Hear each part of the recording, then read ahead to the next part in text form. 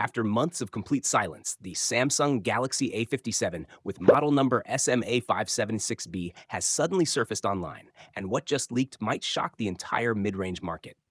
First, trusted tipster Dubai and Roy revealed the initial specifications. Now the phone has appeared on Geekbench 6.2.2, confirming major performance details. This is no longer speculation. The benchmark listing clearly proves the device exists and its launch is getting close.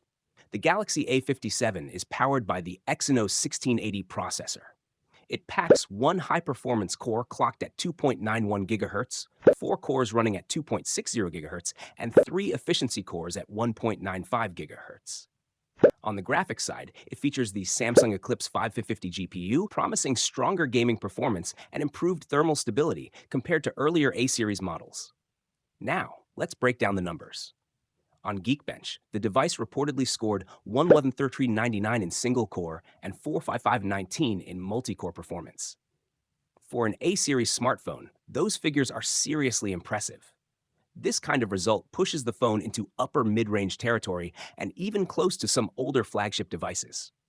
It is also expected to include UFS 3.1 storage, delivering faster app loading speeds and noticeably smoother system responsiveness.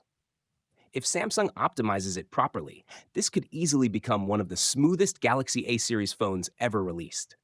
The tested variant reportedly came with 12 gigabytes of RAM. Yes, 12 gigabytes in an A-series device.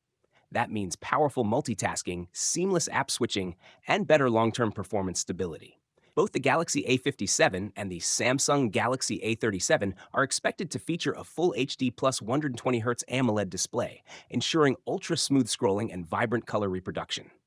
Camera upgrades are also part of the package.